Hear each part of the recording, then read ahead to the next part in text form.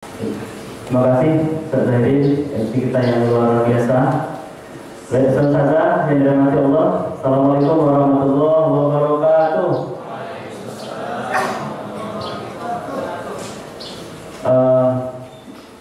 Puji syukur dan salawat beserta salam kehormatan kita tumpahkan kepada pembicara sebelumnya. Baiklah Ustazah yang dirahmati Allah, pada momen peringatan Hari Guru ini kita mengadakan talk show yang mana pada kesempatan hari ini kita menghadirkan narasumber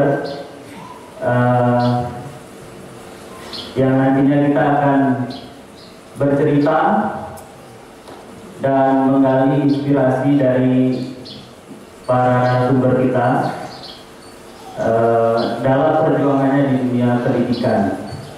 Saudara yang dirahmati Allah, Ana yakin semua kita pasti punya cerita yang luar biasa, yang inspiratif. Tapi pada talk show hari ini kita menghadirkan 3 orang teman kita atau guru kita atau pegawai di Yayasan Askia yang barangkali pengalamannya nanti bisa mewakili dari apa yang kita alami semuanya atau yang kita rasakan. Baiklah saudara, mari kita ikuti talk show PTK Inspiratif dalam rangka Hari Guru Nasional tahun 2022, dan kita panggilkan narasumber kita. Yang pertama Bapak Samsuir, kemudian Ustazah Gusri Novayanti,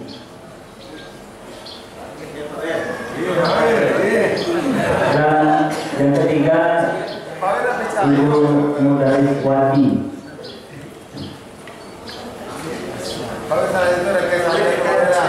Pak Wir tidak apa di situ, jadi nanti usahanya di 2.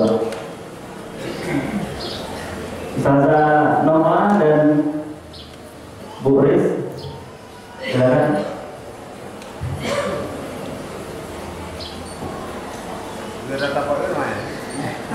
Nanti ya.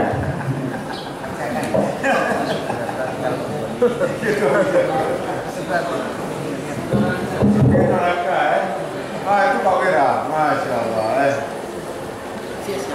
Silakan saudara.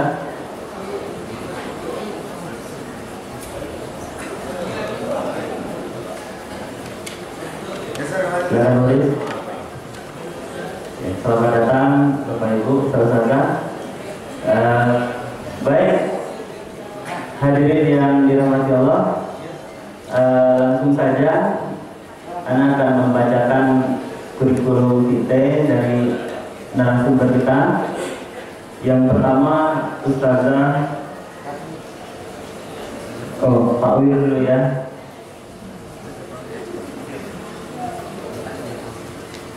Pak Wir, nama beliau siapa? Pak Haji Samsuir ya. Tempat tanggal lahir Padang Panjang 3 Februari 1969 ya. Kalau di Padang Panjang dulu wali kotanya Suir Sam. Kalau ini Pak Samsuir. Bolak-balik gitu aja ya. Kayaknya banyak orang panjang yang namanya sama gitu ya. Baik, TMT di Asia 1992 ya, mungkin ada saudara yang baru lahir tahun 92 ya. Atau ada yang belum lahir ya. Nah, tapi Pak Wir sudah bekerja Asia luar biasa ya. Kemudian riwayat pendidikan SD 77 sampai 84, SMP 85 sampai 87, SMA 87 sampai 90, dan kuliah tahun 98. Jadi Pak Wir ini aktivis 98 nih saudara. Dan gara-gara saudara aktivis 98 nih. Kemudian tugas saat ini koordinator urusan sarana dan ilmu. Maka hidup menjadi pribadi yang berakhlak Qur'ani. Amin. Selanjutnya riwayat ya. Lanjut riwayat jabatan bisa dibaca saudara. Tahun 92 itu Pak Wir sebagai OB dan tukang masak. Wah, berbakat nih Pak Wir. Kemudian tahun 93 masih OB dan tukang masak ditambah kasir penerimaan, kenek jemput anak. Wah, merantau tugasnya. Kemudian tahun 94 masih sama, tapi ya nggak jadi kenek lagi, kasir, fotokopi dan sarana. Nah, jadi pernah juga di fotokopi. Ini seniornya Edriol ya Pak Wir. Answer aja ke Pak Wir. Kemudian tahun 96 sampai 2003 kasir sarpras, kemudian keuangan sarpras perizinan tahun 2004 sampai 2010. Kemudian kasih sarpras dan perizinan 2011 sampai 2013. Kemudian kaur sarpras 2014 sampai 2017 dan 2018 sampai sekarang koordinator urusan sarpras dan perizinan. Jadi bertahannya di sarpras ya. Ya, ada satu huruf yang ingin saya sampaikan kalau membaca riwayat jabatan Pak Wir ini. Wow. Wow ya. Kemudian narasumber kita berikutnya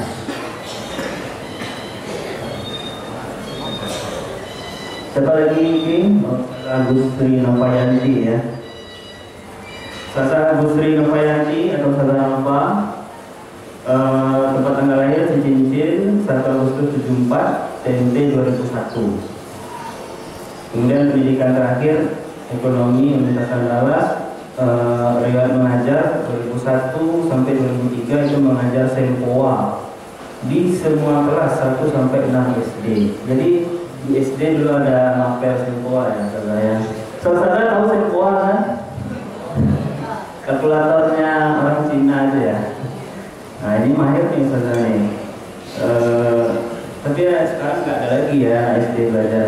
Jadi anak-anak sekarang nggak tahu kayaknya dengan Sempoa. Kalau saudara tahu ya dengan Sempoa ya, berarti Anda sudah tua ya. Kemudian tahun 2003 sampai 2004 mengajar kelas 2 di SD Gedung Mekah, belakang rumah keluarga Pak Irwan. Dan 2004 sampai 2010 mengajar di kelas 1. Wow. Sasa Nova ini spesialis kelas 1 nih kayaknya nih. Mungkin bisa berbagi nanti Sasa. Kemudian moto hidup, perbanyak alasan untuk bersyukur dalam kondisi apapun. Jadi saudara kita ini jangan suka mencari alasan, tapi kalau untuk bersyukur nggak apa-apa, perbanyak alasan ya. Baik, narasumber kita yang berikutnya Ibu Mudaris Wati Dainis MPD atau Bu Riz, tanggal lahir Padang 6 Desember 71, TMT Askia 7 Mei 97. Biaya pendidikan D3 Politani Pertanian Unan tahun 93, D1 PGTK DG TI Askia tahun 98, S1 PGSD UMP 2016, S2 Pendas UMP 2019. Jadi kalau dari riwayat pendidikannya Bu Riz ini kita bisa mengambil pelajaran tidak ada kata terlambat untuk menemukan passion, gitu loh kira-kira ya. Jadi kalau kita merasa jalan ini kayaknya kurang pas, nggak apa-apa, balik lagi ke awal ya, seperti itu deh. Kemudian riwayat mengajar, Bu Riz ini pernah mengajar di SD Negeri 61 Lakarang ya. Tahun 94, guru bahasa Inggris di TK Askia dan seterusnya di TK ya. Pernah tahun 2018 jadi kepala TPA Askia, kemudian kembali lagi ke TK ya. Beberapa TK yang pernah beliau mengajar di sana atau menjadi kepala sekolah: TK Askia Kuranji, TK Pasir Putih jadi guru bahasa Inggris, TK Padang Baru, TK 5 jadi guru TK 5 ya, kemudian TK 6 dan terakhir sekarang kepala TK Askia 1. Moto hidup menjadi pribadi yang berakhlak Quran. Nah, saudara, Bu Riz ini sudah banyak karyanya, saudara, karya tulis ya. Bisa ditampilkan di. Jadi Bu Riz ini adalah seorang penulis yang produktif juga, saudara. Penulis dadakan. Nah, jadi bukan hanya tahu bulat yang digoreng dadakan, ya. Penulis itu bisa jadi dadakan. Ya. Baik, saudara. Kalau gitu langsung saja kita gali apa inspirasi dari narasumber kita. Yang pertama, Ana mau bertanya sama yang paling senior lah, ke Pak Wir gitu ya. Mungkin Pak Wir mohon dibagi ceritanya bagaimana awal mulai bekerja di Askia.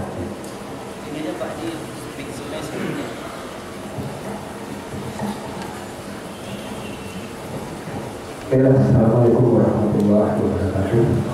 Selamat semuanya.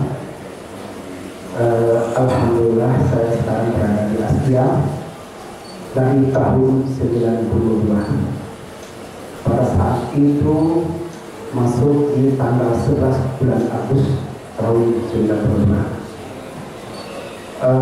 Suka dan duka yang saya alami pada saat itu, ya namanya orang kampung merantau ke kota, pasti ada suka dan dukanya.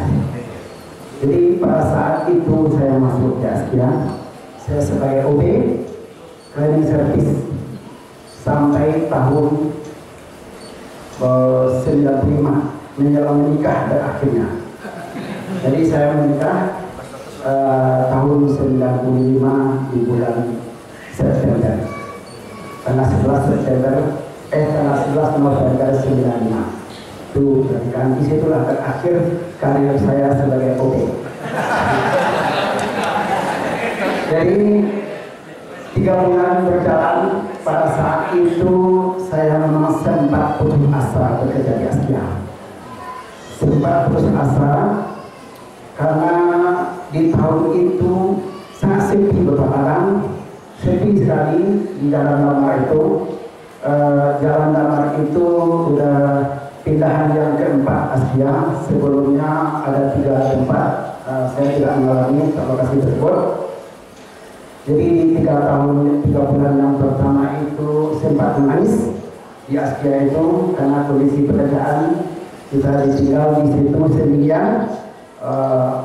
Kalau siang hari memang banyak teman, banyak guru, banyak teman, tapi kalau udah malam kita ditinggal sendiri. Ya, itulah kendalanya, karena sepi, tak ada orang. Kalau udah sore-sore itu tak ada orang lagi, sepi kebakaran ya. Disitulah putus asa. Sempat saya saat itu pulang kampung menangis, saya tidak kembali lagi depan. Saya tidak mau bekerja lagi di Askia Kebaran. Tapi karena dukungan orang tua, kakak-kakak, yaitu guru lah namanya di kita sekarang, walaupun kita bukan guru ya, kakak-kakak, orang tua, dan teman-teman kita di Askia, itu yang inspirasi saya dengan putus asa, tetaplah bekerja. Ya, disitulah saya sempat bertahan lagi. Saya kembali ke Padang, ke Askia untuk bekerja lagi. Alhamdulillah sampai sekarang saya tetap bertahan sebagai karyawan Askia. Dan Askia ini tempat kita mencari nafkah, tempat yang disukai oleh semua orang karena bermotokan berprestasi dalam diri Allah, ya, karena tujuannya banyak di kegiatan agama mensupport kita dalam kegiatan segala-galanya. Itulah sekilas suka dan duka selama masuk di Askia. Baik, luar biasa. Namanya tempat ragu juga, tempat nangis juga ya kalau malam-malam. Jadi kalau siang mungkin senyum-senyum ya, manis senyumnya kan. Rupanya malam-malam nangis juga sendiri. Tapi itulah Pak Wir sempat pulang kampung juga, akhirnya disuruh balik lagi pada sama keluarga. Dan alhamdulillah kemarin genap 3 dasawarsa ya Pak ya. Alhamdulillah ya, 3 dasawarsa. Baik, kita tanya juga ke narasumber yang lain. Barangkali Bu Riz yang nomor 2 paling lama ini dari yang hadir di depan ini. Mohon ceritanya juga Bu Riz, awal mula bekerja di Askia. Assalamualaikum warahmatullahi wabarakatuh. Alhamdulillah, ini suatu penghargaan yang luar biasa ya, minta inspirasinya dari awal di Askia. Yang jelas tadi sudah dipaparkan tulis di Askia itu tanggal 7 Mei 1997. Yang sangat berjasa sekali membawa tulis adalah Ibu Fitri AMD. Dia lah yang mengajak tulis ke Askia. Jadi awalnya sih dari politik pertanian ya. Yang mungkin cari pengalaman kerjanya itu ke perkebunan kalau di tani gitu kan. Tapi ternyata orang tua tidak izinkan dengan kondisi harus ke lapangan sebagai seorang wanita. Akhirnya karena ini kok pengajian dengan kupir awalnya seperti itu, dia itu ngajar aja lagi Askia gitu kan. Tapi kita tidak punya basic, akhirnya tulis kuliah D1 Askia. Dan belum selesai S1 langsung diberikan amanah di Askia Pasir Putih waktu itu sebagai guru bahasa Inggris. Yang jadi pengalaman menariknya adalah di saat menjadi Inggris tentu tipe guru bahasa Inggris itu beda ya dengan guru yang lain. Kita lebih bagaimana bisa kocak di depan anak-anak. Yang ingat guru itu adalah dengan ketemunya dengan Ustadz almarhum Safwan Nawawi, anak beliau yang waktu itu playgroup di Askia Pasir Putih. Anaknya nggak bisa tinggal di kelas. Artinya dia masuk kelas, tulis ngajar gitu di depan Ustadz. Wah, gimana ini? Ya itu mungkin pengalaman yang sangat luar biasa. Akhirnya terus dengan PD-nya tetap gayanya ya, gaya terus ngajar mungkin teman-teman TK tahu tampil aja di depan Ustadz gitu. Walaupun akhirnya Ustadz tersipu-sipu dengan lihatnya. Ya itu pengalaman pertama ya. Di Askia itu waktu itu masih belum menikah, ya masih jadi Pasir Putih, akwat ya. Alhamdulillah 97 dan 98 baru minta bawir ketemu dengan Pak Ermon. Yang walaupun dia sama-sama Askia, tapi kita tidak pernah ketemu.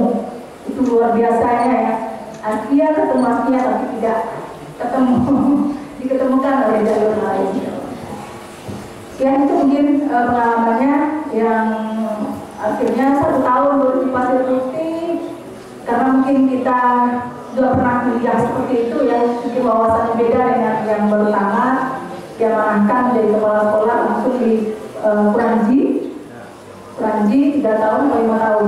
Pergi lagi diamanahkan ke Baru, itu pas 10 tahun di sana, dipindahkan lagi ke guru di Askia, guru senior di Askia Kuranji.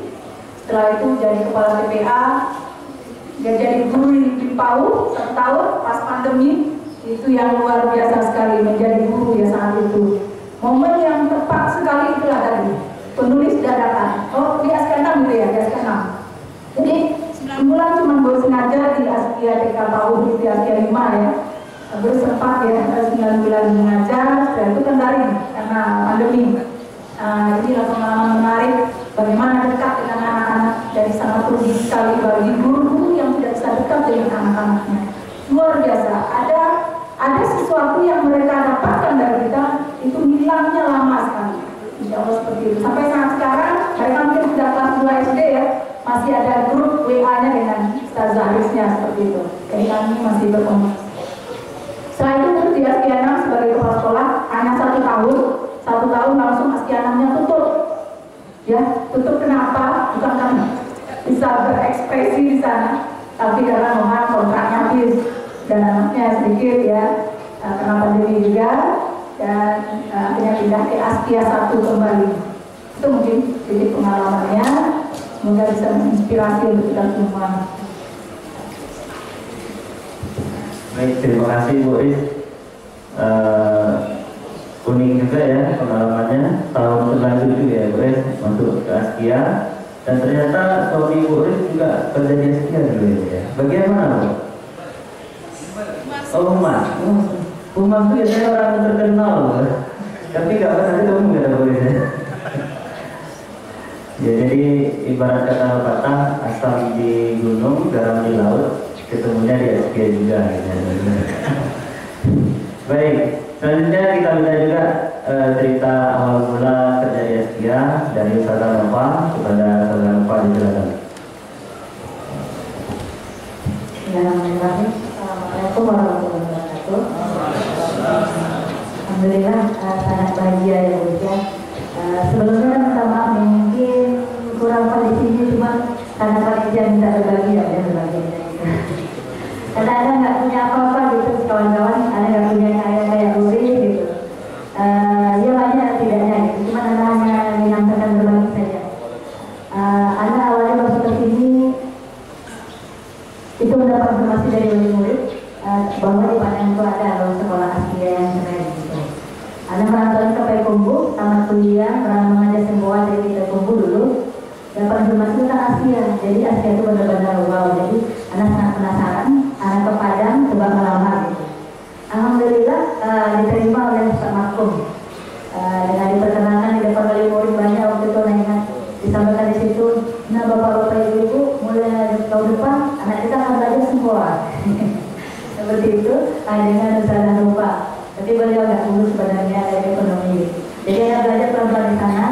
Ternyata memang dari belajar semua itu Allah kasih rasa kayaknya. Ternyata baru mengajar itu enak ya, sangat menyenangkan gitu. Dan sangat banyak pelajaran yang kita petik dari sana. Kadang tiba-tiba anaknya menceritakan sesuatu yang di luar dugaan kita. Gitu. Ustazah tadi mama begini, oh iya. Jadi yang tidak kita duga-duga itu tiba-tiba sampai ke telinga kita gitu, bagaimana di rumahnya dia ceritakan ke kita. Jadi yang tadinya anak tidak pernah terpikir untuk jadi guru, jadi ceritanya itu seorang jadi keuangan begitu maunya, kuliah ekonomi, mau nanti kerjanya uang-uang gitu. Ternyata Allah belokkan ke sini mengajar di Askia dan subhanallah sangat menyenangkan. Alhamdulillah sampai hari ini sangat menikmati. Ya itu saja. Lebih menikmati daripada itu. Oh, sangat menikmati dalam momen uang.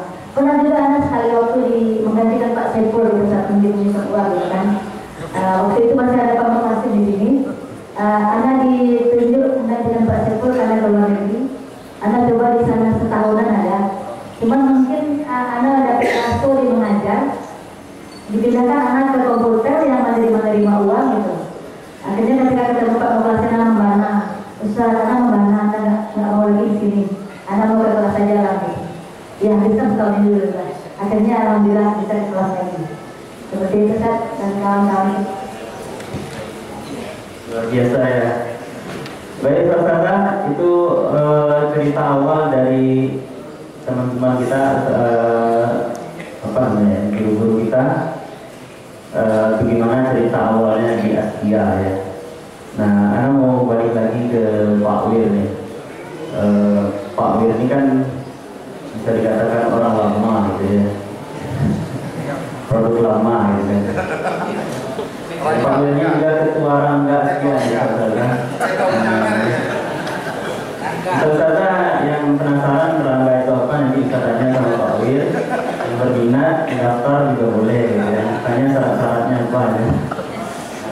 Jadi Pak Wir, kalau dari data tadi SD-nya tahun 77 ya Pak ya. Jadi mungkin gurunya pun juga guru produk lama kali ya.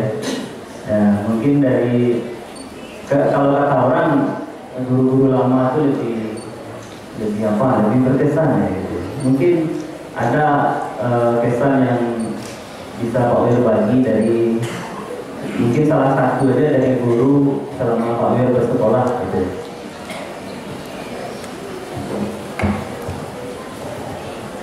Baik, satu kalau kesan saya terhadap seorang guru mengajar, ada kesan yang sebentar tentunya. Yang terkesan sekali pada saat itu saya masih duduk di bangku S1 itu saya udah kelas 6 SD dan guru kelas yang berkesan bagi saya itu guru kelas 6, kelas 5. Itu namanya pada saat itu Ibu Ar. Mungkin tidak ada yang bernama itu di sini guru kita. Bu Ar namanya. Jadi Ibu Ar ini adalah orang yang benar-benar santun, benar-benar menyayangi ibu tulus kepada anak-anaknya. Tidak pemarah, walaupun pada saat masa-masa kita sekolah dulu itu musim-musim memang ya karakter guru kita mengajar itu memang sifatnya suka marah, tapi marah itu tujuannya untuk kebaikan bagi anak-anak ya.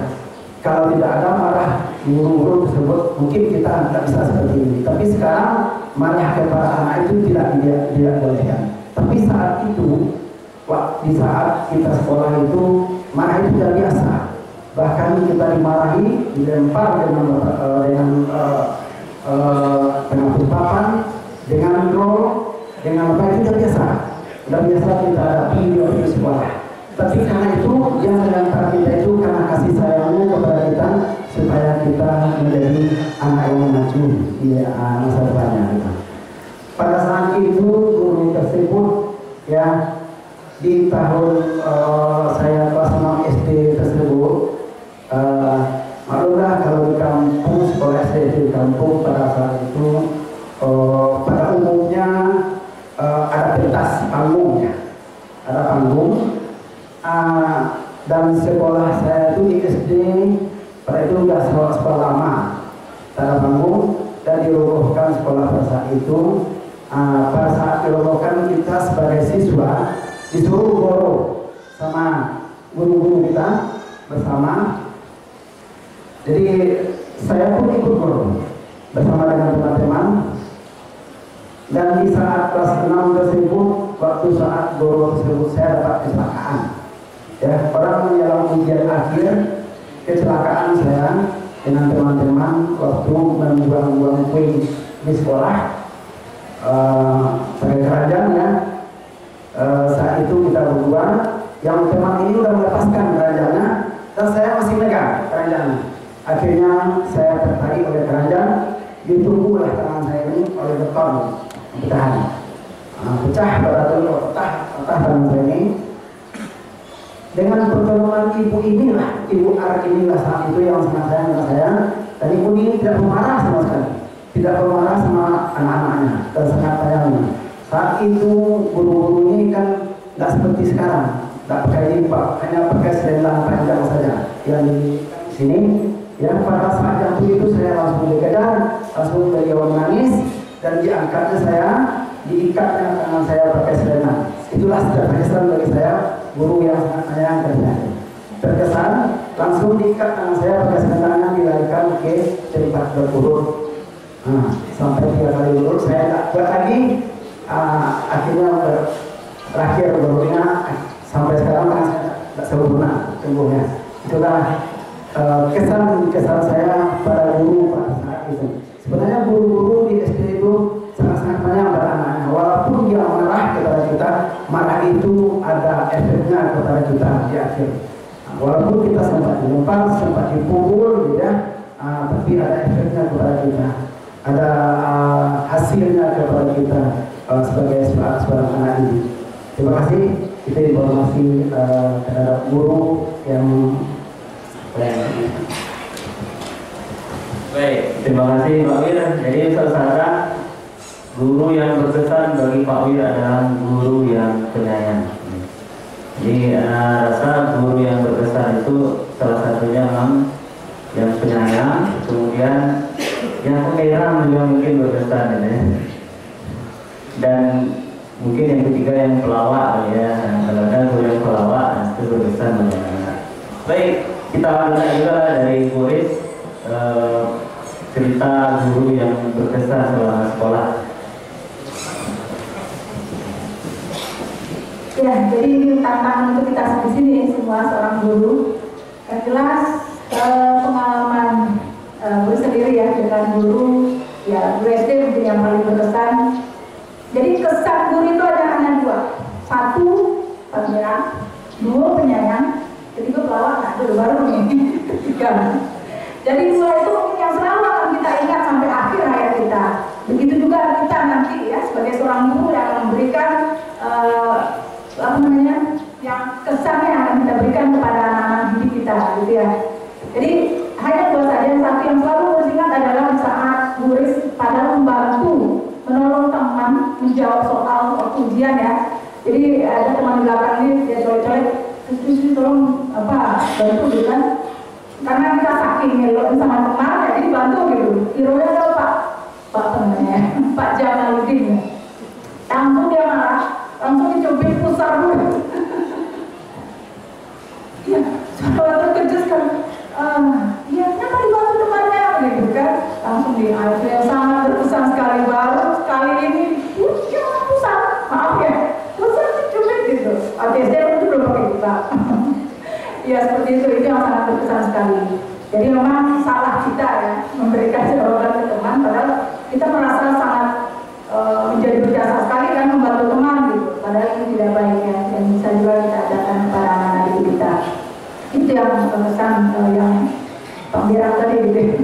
Yang kedua, kalau sangat baik itu yang bertemunya adalah guru dosen ya. Guru dulunya masuk Askia ini AMD sampai ke MPD ya di Askia, walaupun di Askia yang akan bayarkan. Tapi insya Allah di Askia justru berkembang, menambah wawasan, berpacu untuk menambah pendidikan seperti itu. Jadi yang sangat berkesan sekali untuk guru yang baik itu adalah dosen. Dulu aku D1 PGTK, guru dosennya Pak Mujiran, Profesor Mujiran. Ya beliau sangat baik sekali. Sampai S2 juga beliau yang ngajar ya tentang psikologi juga. Masih ada kenangan manis yang beliau sampaikan waktu itu di akhir tesis tulis ya. Pokoknya jalani saja, sabar dengan dosen-dosen yang lain. Nah, itu yang selalu bersinar. Jadi 2 periode ya, 2 kali kuliah dengan beliau itu yang pesannya sangat luar biasa. Jadi bagi ibu-ibu dosen atau bapak dosen yang ada di sini, jadilah kita sebagai dosen yang sangat menjadi panutan bagi mahasiswa kita. Jangan lihatkan kepikiran kita atau keangkuhan kita ya dalam memberikan pelayanan, akhirnya kecil dan seterusnya seperti itu. Karena nanti ujung-ujungnya pas kita sudah tiada, mungkin doa-doa mereka lah yang nanti akan membawa kita kepada mereka. Terima kasih Bu Ris. Selanjutnya kita minta juga dari Ustazah Nova. Silakan Bapak. Kalau anak guru yang berkesan itu ya sama juga kayak guru SD juga ya. Guru SD itu memang luar biasa berkesannya. Ada juga nih yang positif dan negatif. Jadi pada juga untuk kita yang sebagai guru, ini bisa kita ambil programnya gitu ya. Kalau guru yang benar-benar penyayang ini super lembut gitu. Beliau juga bisa sepertinya ketika selama kita di sekolah, kelembutan beliau itu kayaknya bisa menggantikan orang tua kita rasanya gitu. Seperti itu. Jadi sampai sekarang pun kalau anak sempat merasakan mampir di rumah beliau, kebetulan saya kampung. Dan itu juga anak-anak yang anak di kelas kalau di kelas ini orang tuanya ustazah gitu. Jadi biar mereka merasa nyaman. Ustazah itu adalah orang tuanya gitu. Di rumah tuh baru mamanya. Itu bisa kita ambil informasi untuk kita teman-teman mengenalkan guru ya. Biar anak merasa nyaman dengan kita. Yang satu lagi yang berkesan itu guru yang pernah mencekek gitu Pak. Jadi jangan pernah keras gitu ya. Ibu-ibu enggak menekek gitu. Menekek gitu maksudnya menekek gitu. Waktu itu anak memang lama pahamnya konsep perkalian ke bawah. Ibu ini mungkin ngalamin gitu kan dengan juga pop gitu kalau anak sampai sekarang hilang itu ada di tekek sama ibu itu gitu. Tapi nggak ada itu. Jadi pelajaran untuk kita kawan-kawan guru ya berpegang anak dengan kayak anak kita sendiri gitu ya, dengan sayang dengan cinta seperti itu. Kalau kita akan memberikan kesan yang baik. Baik, terima kasih Ustazah Nova, Bu Ris dan Pak Wir. Ya, mudah-mudahan dari keteladanan guru-guru beliau semasa sekolah dulu bisa kita ambil juga pelajarannya sehingga kita menjadi guru yang berkesan ya sepanjang hidup anak-anak murid kita. Baik, Ustazah, sebenarnya banyak hal yang masih ingin kita gali dari 3 orang PTK inspiratif pada kesempatan kali ini, tapi karena keterbatasan waktu kita cukupkan ya talkshow kita. Tapi sebelum kita akhiri, kita minta masing-masing dari Pak Wir, Saudara Nuswan dan Bu Riz pesan untuk kami ini, kami yang muda, yang merasa muda gitu ya, untuk PTK semuanya lah ya, untuk pendidik dan tenaga pendidikan semuanya. Dimulai dari Pak Wir, saudara.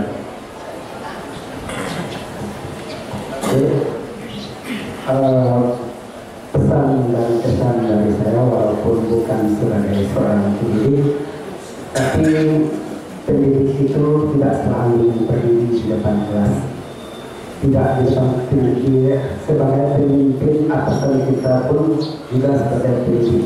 Yang penting orang itu telah memberikan pencerahan yang baik kepada kita, itu merupakan juga pendidik. Ya, seorang pendidik itu memang menjadi bentuk untuk selalu menyayangi anak didiknya, selalu memberikan kasih sayang dan perhatian kepada anaknya. Karena seorang pendidik itu menjadi panutan atau sebagai pengganti orang tua kedua, sama boleh bisa disamakan sebagai orang kedua bagi beliau setelah di rumah. Yang pertama orang tuanya di rumah, yang kedua orang tuanya di sekolah. Itulah sebagai orang tua yang kedua, guru itu bagi anak didik. Dan pesan kemudian karena guru itu telah berjasa kepada anak-anak ini, dan jasa-jasa mereka itu, jasa-jasa guru itu tidak akan pernah terlupakan sama anak didiknya. Namanya pun terukir. Kalau seandainya guru tersebut itu pernah berbuat baik, telah memberikan kesan baik, telah memberikan pelayanan baik kepada anak-anaknya, namanya pun selalu teringat sama anak-anaknya. Makanya jadilah guru yang baik, guru yang memberikan inspiratif kepada anak-anak kita, guru yang selalu memberikan support, memberikan support untuk kepada anak kita supaya anak-anak kita menjadi anak yang maju, yang cerdas dan berguna bagi nusa dan bangsa. Hidup guru dan hidup guru. Terima kasih. Terima kasih Pak Wir. Selanjutnya kita mintakan dari Bu Riz. Silakan. Pesan ya, pesan untuk saja kita semua ada dua. Pertama, ini juga saya sampaikan ke guru di SK1 ya, tentang mindset ya. Coba ubah mindset kita. Yang jelas mungkin demonstrasi cerita antara rusa dan kejam, rusa dan singa ya. Jadi mungkin kita nggak tahu, ternyata yang lebih kencang larinya itu setelah diukur atau dipacu antara singa dengan rusa, itu lebih kencang sebenarnya rusa ya, 90 km per jam untuk rusa. Singa itu hanya 60 km per jam. Tapi kenapa di saat singa mau menerkam rusa, selalu rusa terkalahkan? Itu kan ya. Jadi selama ini rusa itu sangat takut ya dengan kekuatannya si singa, dengan garangnya mata singa. Itu pas dikejar ya rusa oleh singa. Cuma karena dari awal nggak takut kena terkam, singa itu selalu takut di belakang. Dia lari tapi lihat terus belakang, melihat mata singa, melihat gerakan tegaknya singa, akhirnya dia lemah energinya. Ada energi negatif yang muncul oleh rusa sehingga akhirnya rusa terkam juga oleh singa. Padahal sebenarnya kalau dari ukur kekencangannya lebih kencang rusa dari singa. Jadi mindset, ya mindset pola pikir kita harus kita ubah. Jangan ada istilah kita sudah tidak mau bisa berbuat dulu sebelum melakukan atau sebelum melakukan usaha. Ya, yang mungkin terserahnya dengan 11 buku yang antologi yang sudah berbuat ini sebenarnya tidak ada ilmu apa-apa gitu. Tapi karena semangat ya, semangat dorongan komunitas yang ada sehingga juga muncul keluar ide-ide itu sebenarnya inspiratif. Cerita pengalaman pribadi yang masukkan ke dalam buku itu boleh nanti dibaca. Ya itu aja karena saya bisa seperti itu ya. Jadi mental kita sangat berpengaruh sekali kepada cara kerja kita. ya. Kalau mental Siusa, mental pecundang, kita mau yang mana? Mau mental menang atau mental pecundang? Itu yang pertama. Yang kedua, mutu diri, ya. Mutu diri kita sebagai seorang guru, yang jelas ibaratnya kalau seorang Pak Amir kan ini ahli bangunan nih, beliau akan memilih kaca itu yang tipis atau yang tebal untuk membangun sebuah gedung. Kalau seorang arsitek dan tawir, tentu yang ini kaca yang tebal kan, supaya tidak terjadi cepat pasangan lain atau gempa dan sebagainya tidak retak.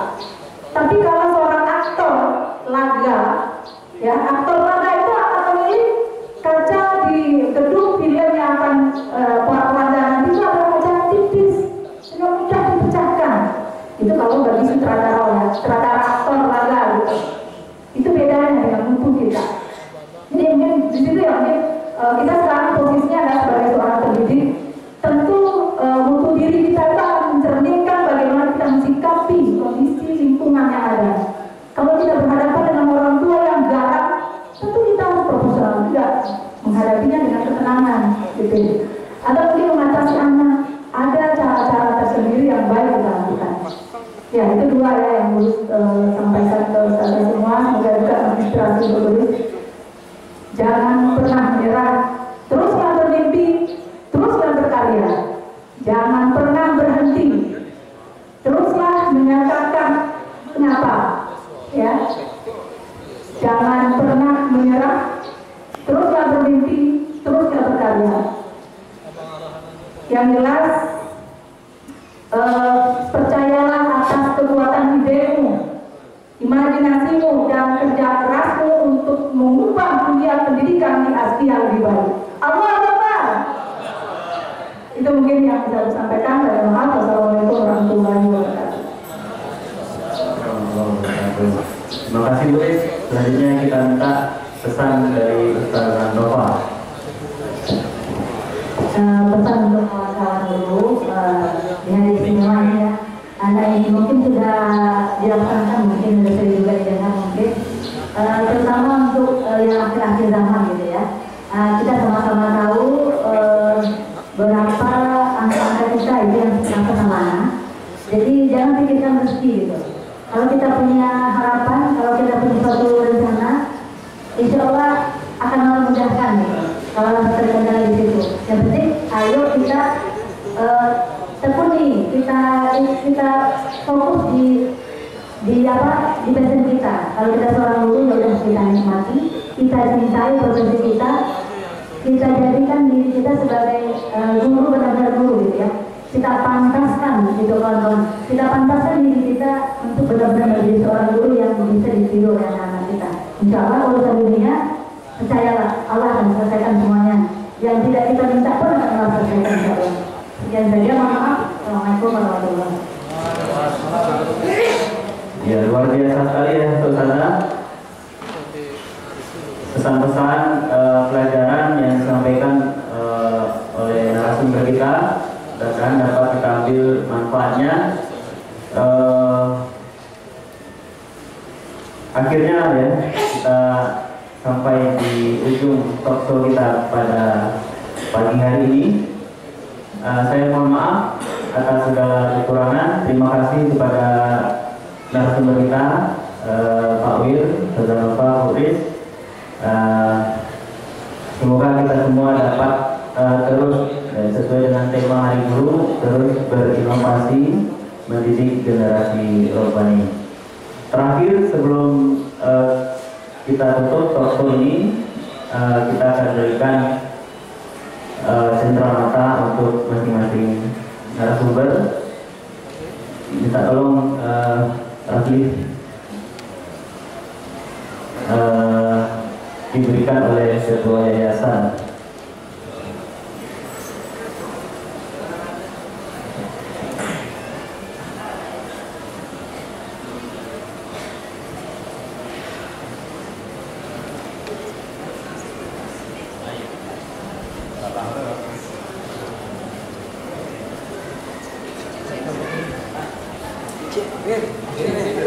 Silakan Pak Wir.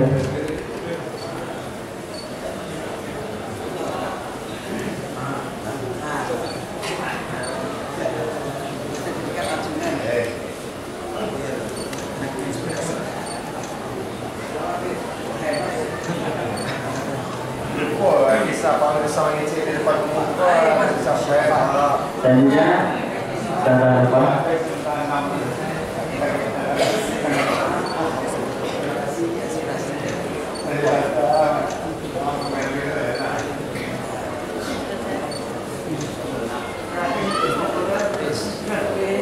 Selanjutnya Boris, boleh Boris.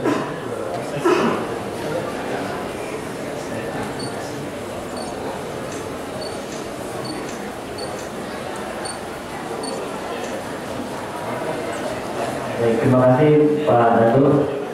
Baiklah saudara, demikianlah klausul kita pada pagi hari ini. Lagi mohon maaf segala kekurangan. Terima kasih sekali lagi pada narasumber kita. Dan sudah lagi, Assalamualaikum warahmatullahi wabarakatuh.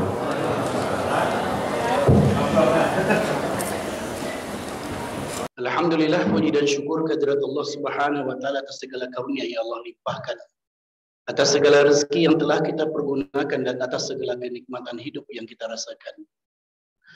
Mudah-mudahan langkah-langkah kaki kita untuk kebaikan tetap dihitung oleh Allah Subhanahu wa taala sebagai kebaikan. Dan mudah-mudahan rasa syukur kita dari waktu ke waktu juga semakin baik, karena ujian daripada kenikmatan itu bukan hanya ketika kita mengeluarkannya, akan tetapi juga bagaimana menunaikan rasa syukurnya. Sebab janji Allah tidak akan pernah mungkir. Janji Allah pasti, la in syakartum la azidannakum. Sungguh jika kalian syukuri, maka akan aku tambah nikmatku kepada kalian. Mungkin saja nikmat itu tertahan ketika rasa syukur yang sepatutnya kita berikan kita tahan juga.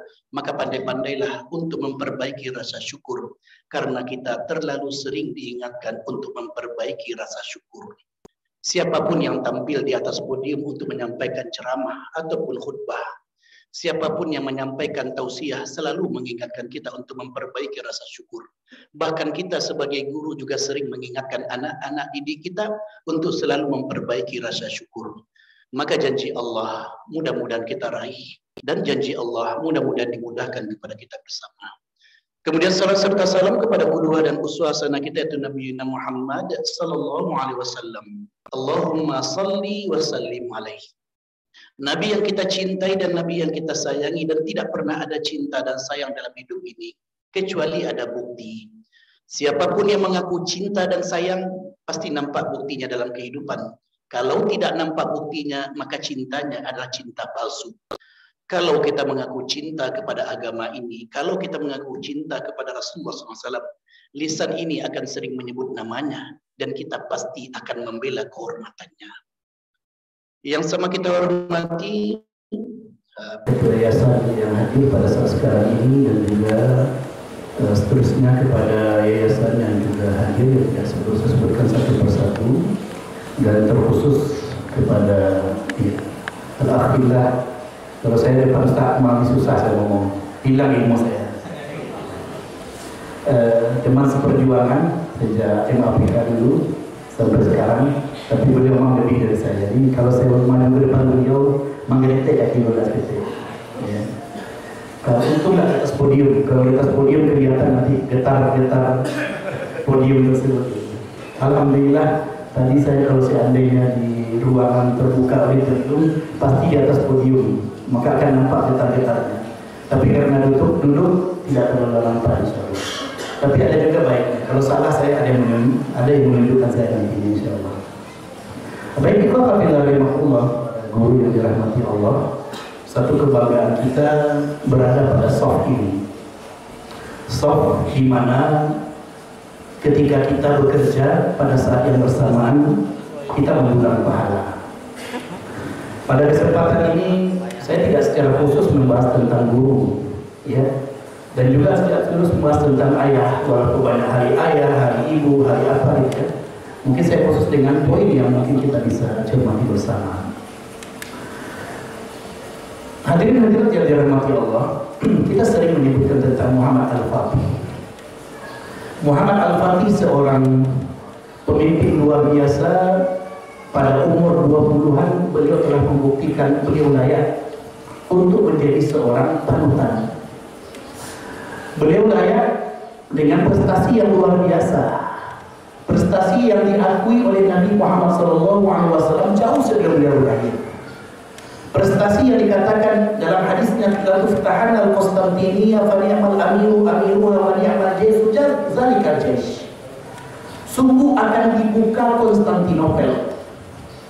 Maka sebaik-baik pemimpin adalah pemimpin pada waktu itu, dan sebaik-baik tentara adalah tentara itu. Sehingga sejak zaman sahabat sudah berupaya sahabat untuk menaklukkan Konstantinopel. Bahkan Abu Ayyub Al-Ansari dimakamkan di sana, kuburan beliau di sana. Artinya apa?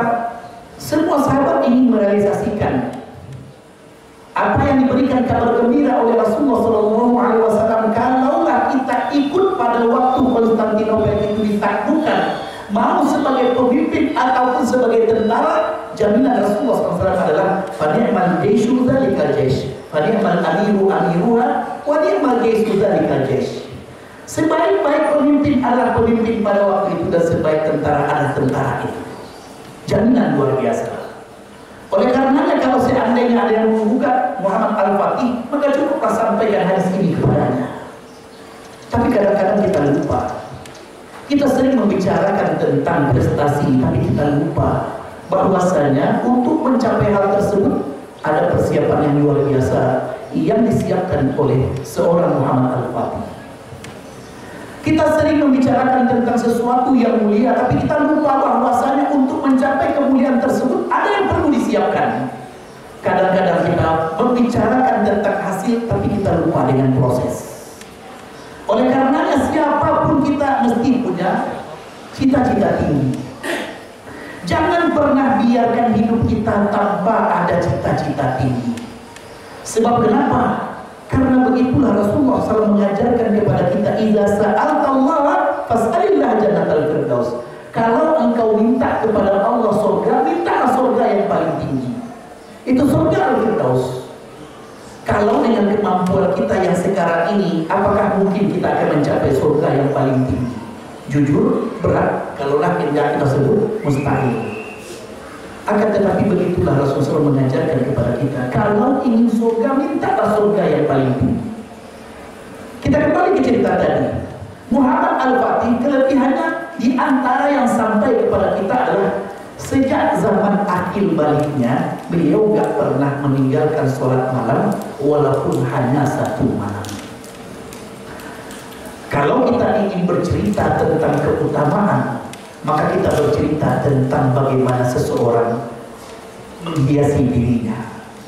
Maka saya katakan, Alhamdulillah rahimahullah, banyak cerita-cerita luar biasa yang akan kita sampaikan. Namun untuk mencapai sesuatu yang luar biasa, ada sesuatu yang spesial yang mesti kita siapkan. Maka sama dengan tadi, idza sa'altallaha fas'alillah jannatal firdaus. Jika engkau minta surga, mintalah surga yang paling tinggi. Artinya apa?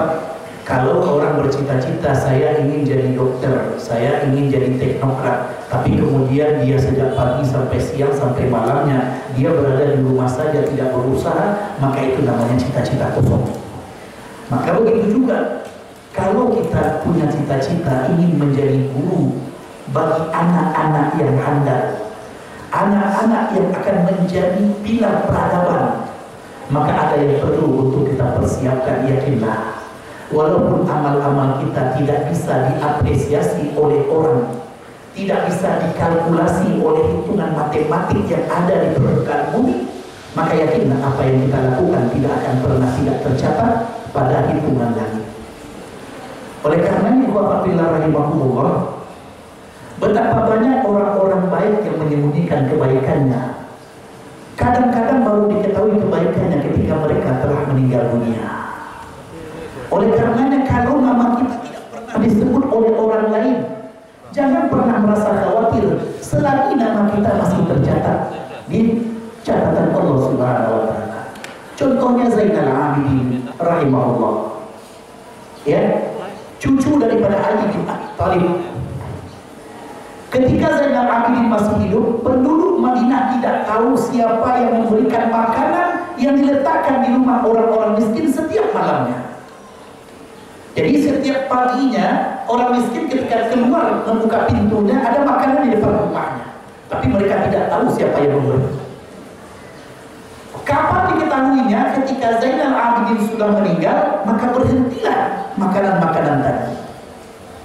Ternyata Zainal Abidin mengusahakan, walaupun perbuatan baiknya bisa membuat namanya akan semakin kuat, namanya akan semakin disebut, tapi bukan itu tujuannya. Namun ternyata beliau lebih memilih mendiamkannya, cukuplah hanya penduduk langit yang tahu.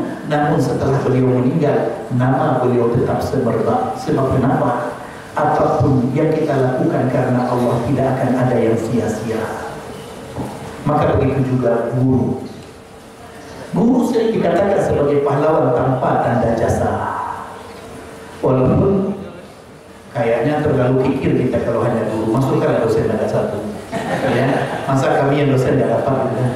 Masa guru saja. Ikhwanabillah rahimakumullah. Setiap para pendidik dia punya saham-saham kebaikan. Oleh karenanya jangan sampai saham-saham kebaikan kita hanya pandai dinilai oleh orang dalam konteks dunia, tapi kemudian kering dalam konteks akhiratnya. Kalau seandainya kita mengukir kebaikan-kebaikan kita untuk akhirat, maka yakinlah dunia juga akan kita dapatkan. Tidak akan pernah ada yang sia-sia di sisi Allah Subhanahu wa Ta'ala. Maka oleh karenanya ketika kita mendidik, sama kondisinya, apakah sebagai seorang guru ataupun sebagai seorang dosen, pilar-pilar kebaikan yang kita tanamkan kepada anak-anak didik kita beranjak daripada obsesi kita ingin menjadikan generasi ini generasi yang penuh dengan kekuatan iman yang akan menghadapi tantangan zamannya. Mudah-mudahan semua itu akan sesuai dengan niat, innamal a'malu binniyat. Para ulama menggariskan ketika membahas tentang innamal a'malu binniyat, ya, rubba amalin saghirin yukabbirun niyat, tukabbirun niyat. Boleh saja amal itu kecil tapi menjadi besar karena niatnya. Wa rubba amalin kabirin tusaghirun niyat. Boleh saja amal itu besar tapi kecil karena niatnya. Apa contohnya? Contohnya guru. Ketika dia mendidik anak-anaknya bukan hanya sekedar ingin melepaskan kondisi yang ada, akan tetapi yang dia niatkan adalah agar ada pilar peradaban yang akan lahir dari anak-anak yang saya didik. Akan ada Muhammad Fatih yang baru yang akan lebih memperjuangkan keimanannya. Maka pada saat itu bisa saja orang lain melihat amalan kita kecil, tapi di sisi Allah dia merupakan sesuatu yang besar. Maka kembali kepada kaidah la tahqiranna minal ma'rufi syai'a. Jangan pernah menganggap remeh kebaikan sekecil apapun juga. Walau antalqa akhaka biwajhin talib. Walaupun engkau bertemu dengan saudara dengan wajah yang begitu manis. Seletih apapun kita, usahakan wajah kita lebih cerah daripada hati kita. Yang susah kadang-kadang hati kita cerah tapi wajah kita merungut. Yang susah. Sebab kenapa? Jangan pernah bayangkan kecil arti daripada wajah yang menampakkan keramahan. Sebab kenapa? Kalau kita niatkan itu bagian daripada ketaatan, maka Rasulullah SAW mengingatkan kepada kita, la tahqiranna minal ma'rufi syai'an. Ustaz, bantu wajah aku dan semua itu Ustaz. Ikhwanabillah rahimakumullah. Apapun bentuk wajah yang Allah berikan kepada kita, pasti akan beda kapan kita sedih dan kapan kita senyum. Ya, jadi jangan sampai salahkan wajah kita. Sebab kenapa? Allah memberikan karunia yang tidak akan pernah, ya, yang tidak akan pernah berbeda. Semua kita punya batasan masing-masing. Ya, oleh karenanya, ini poin pertama. Muhammad Al-Fatih, sesuatu yang luar biasa yang beliau lakukan, kita lupa. Maka poin pertama adalah kita punya komitmen, tapi kita biasanya punya cita-cita, tapi kita lupa dengan komitmen yang ada. Jadi obsesi ditambah dengan komitmen. Kita punya obsesi, tapi tambahnya dengan komitmen.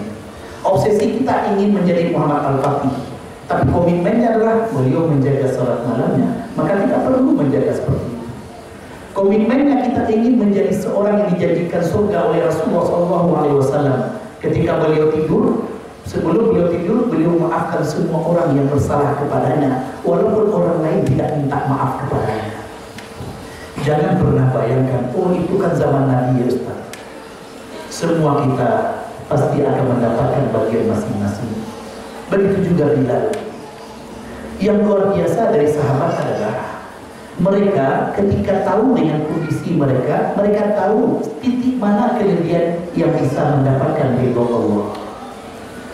Tidak semua sahabat seperti Utsman bin Affan yang punya harta yang lebih. Tidak semua sahabat seperti Abdurrahman bin Auf yang perdagangannya sukses. Akan tetapi ada yang seperti Bilal yang dulu untuk memerdekakan dirinya perlu bantuan Abu Bakar As-Siddiq radhiyallahu anhu. Namun ternyata Bilal mendapatkan janji surga. Sebab kenapa? Bahkan suara terumpanya sudah didengar ketika beliau masih hidup. Suara terumpanya didengar ketika di surga oleh Rasulullah SAW. Kalau saya diberi pilihan, biarlah terumpa saya tinggal di dunia, yang penting saya masuk surga. Ya. Tapi ini menunjukkan bahwasanya ketika Bilal membawa sandalnya untuk datang ke tempat sholatnya, ke tempat bersucinya, lalu dipakainya untuk kebaikan, maka sandal itu akan menjadi bukti nantinya. Ya. Maka oleh karenanya dalam hal inilah kemudian kita mengatakan semua kita pasti punya kelebihan. Tidak ada seorang pun di antara kita yang tidak punya kelebihan. Oleh karenanya jangan sampai kita tidak percaya dengan kemampuan kita. Kalau kita sendiri tidak percaya dengan kemampuan kita, lalu siapa lagi yang akan kita harapkan percaya dengan kemampuan kita? Percaya diri itu penting dan sangat penting. Oleh karenanya, cara menumbuhkannya adalah tumbuhkanlah rasa bahwasanya. Jadi Bilal itu bagaimana ketika beliau selalu menjaga wudunya. Ketika batal, beliau berwudu lagi dan kemudian sholat. Ya, wudu itu 2 rakaat, salat rakaatain wudu, 2 rakaat wudu. Baik, kita sambung dengan yang kedua. Poin kedua, kalau seandainya kita ingin menjadi yang terbaik. Poin yang pertama tadi, obsesi ditambah dengan keimanan, komitmen. Tadi saya tanya Safriun apa judulnya Ustaz? Sebab memberi sesuatu di depan para guru ini perlu persiapan, ya. Karena saya mengatakan guru yang terbaik, saya 3 minggu yang lalu datang ke Solo, lalu memberikan ceramah juga di SDIT di Solo. Saya pikir ini saja temanya. Kita kasih kopi pasti aja. Minta maaf Pak Ibu sekalian, bukan tidak ingin mempersiapkan, tapi karena poinnya sama, saya kira poin ini juga perlu untuk saya sebutkan. Baik, yang kedua, fokus dengan tujuan. Siapapun yang ingin menjadi yang terbaik, maka dia fokus dengan tujuannya.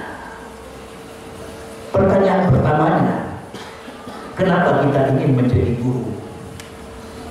Ya, kalau dari dulu bukan sesuatu yang baru. Guru itu dari dulu dan juga dosen kondisinya sama dari dulunya. Ya, pahlawan tanpa tanda jasa. Tapi kenapa kita jadi guru? Sebenarnya ada satu hal yang sering kita ungkapkan. Kita ingin mendidik generasi Rabbani. Maka jangan pernah lupa dengan tujuan awal kita. Kita ingin mendidik generasi Rabbani. Artinya apa?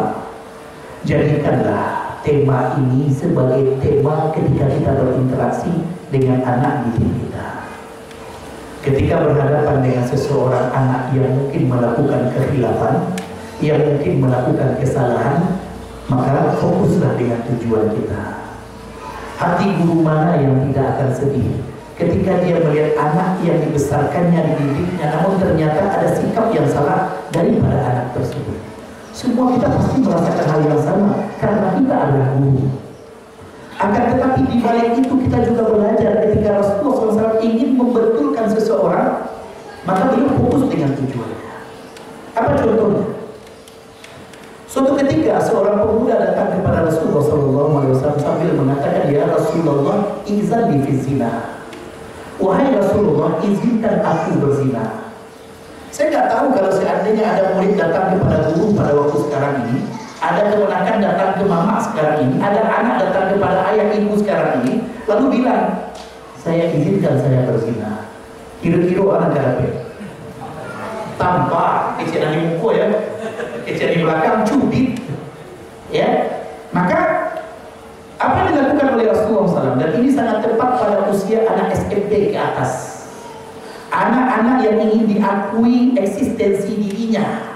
Anak-anak yang kadang-kadang membuat sesuatu agar dia ingin dilihat oleh yang lain. Ya, maka kalau kita belajar psikologi anak, kita akan dapati perbedaan usia anak juga berbeda cara kita menyikapinya. Maka kemudian apa yang dikatakan? Maka begitu juga anak-anak kita mungkin sudah melakukan kesalahan. Bapak Ibu sekalian yang dirahmati Allah, satu hal yang kadang-kadang ketika kita malu anak berbuat salah, kadang-kadang kita membuat kita kadang-kadang reaksinya berbeda. Kalau saya mengatakan Bapak Ibu sekalian yang dirahmati Allah, mungkin saja anak kita salah, tapi menyikapinya jangan sampai kita yang salah. Kalau kita salah menyikapi salah anak, maka dampaknya mungkin buruk kepada anak dan bahkan mungkin juga kepada kita, baik anak kandung kita ataupun anak didik kita. Sebab kenapa? Mungkin saja lingkungan akan membuat anak kemudian berubah, tapi cara kita menyikapi kesalahan anak mesti kita tetapkan. Apa kata Rasulullah SAW? Apakah engkau mempunyai seorang ibu? Ada ya Rasulullah. Apakah engkau ingin ibumu dizinai oleh orang lain? Tidak ya Rasulullah. Kalau ada yang melakukannya, aku bunuh dia. Apakah engkau mempunyai seorang adik perempuan? Ada ya Rasulullah. Apakah engkau ingin adikmu dizinai oleh orang lain? Tidak ya Rasulullah. Kalau ada yang melakukannya, aku bunuh dia. Apakah engkau mempunyai bibi? Karena yang terdekat dari kita biasanya ibu, adik, kakak, kemudian bibi. Apakah engkau mempunyai seorang bibi? Ada ya Rasulullah. Apakah engkau ingin bibimu dizinai oleh orang lain? Tidak ya Rasulullah. Kalau ada yang melakukannya, aku bunuh dia. Maka apa kata Rasulullah SAW? Sebagaimana engkau tidak ingin keluargamu diperlakukan seperti itu, maka orang lain juga tidak ingin keluarga mereka engkau perlakukan seperti itu. Hadis ini terdapat dalam Musnad Imam Ahmad dan dikatakan sahih oleh para ulama. Maka kemudian duduklah konsepnya. Kenapa bukan tidak tahu dia dengan ayat Al-Quran yang melarang zina, tapi kadang-kadang anak itu mesti tahu kenapa dia dilarang supaya dia mudah untuk mengikutinya. Kadang-kadang ini yang tidak tersampaikan oleh kita. Kadang-kadang marah lebih dahulu kepada anak ketika anak berbuat salah, padahal dampaknya kepada anak mungkin besar pada waktu itu. Maka Bapak Ibu sekalian yang dirahmati Allah, disinilah kemudian kita fokus dengan tujuan. Tujuan kita mendidik anak adalah agar mereka menjadi generasi Rabbani. Kadang-kadang kita diuji pada titik lemah kita. Kadang-kadang dalam mendidik anak-anak tersebut kita diuji pada titik lemah kita. Maka pada waktu itulah kita mawas. Yakinlah, apapun yang kita berikan dalam pendidikan anak-anak yang mungkin orang lain tidak bisa mengkalkulasikannya, yakinlah Allah Subhanahu wa Ta'ala Maha Penghitung yang paling luar biasa. Tidak akan pernah ada yang sia-sia di sisi Allah. Maka apa kata sang pemuda? Setelah selesai itu, apa tadi yang dilakukan oleh Rasulullah SAW? Diletakkanlah tangan beliau di atas dada sang pemuda sambil berdoa, Allahumma tahhir qalbahu wa hassin farjahu. Ya Allah, sucikanlah hatinya dan jadikanlah dia mampu menahan hawa nafsunya. Maka apa kata sang pemuda setelah itu? Demi Allah, ketika tadi aku masuk majlisnya Rasulullah SAW, tidak ada yang paling aku suka melainkan zina. Tapi ketika aku keluar dari majlisnya Rasulullah SAW, tidak ada yang paling aku benci melainkan zina. Alangkah indahnya kenangan anak-anak didik kita. Setelah selesai tamat, Ustazah, dulu anak pernah salah, tapi Ustazah betulkan dengan cara yang luar biasa, dan sejak itu anak berubah. Apakah ada kebahagiaan yang kita rasakan sebagai ustaz dan ustazah? Itu kebahagiaan yang Allah ciptakan di dunia, tapi kebahagiaan besar Allah simpan nanti di akhirat. Maka jangan pernah merasa rugi menjadi seorang guru. Jangan pernah merasa rugi untuk menjadi seorang pendidik. Lagi-lagi saya katakan bahwasanya kalau seandainya anak-anak tersebut tidak pandai menghitungnya dengan hitungan yang baik, segala jerih yang kita keluarkan, maka jerih tersebut tidak akan pernah ada yang sia-sia.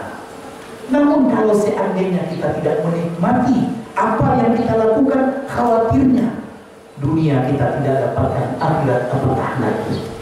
Maka disinilah kita katakan, ambillah akhiratnya, dengan sendirinya dunia pasti akan ikut.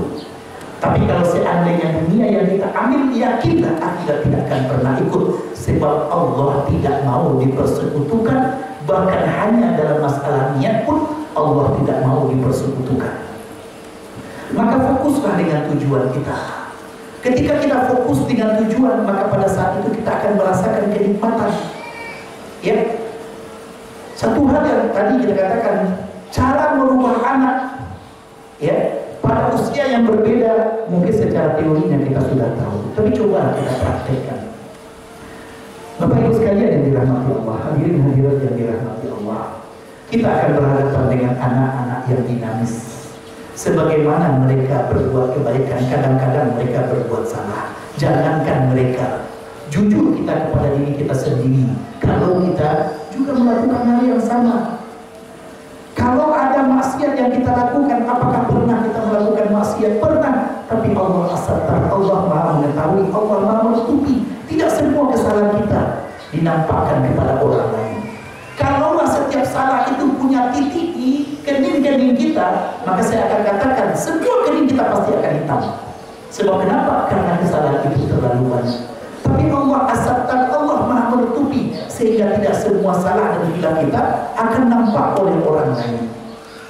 Maka disinilah kemudian yang diajarkan oleh Rasulullah SAW, pakailah kata-kata yang tetap berhadapan dengan anak.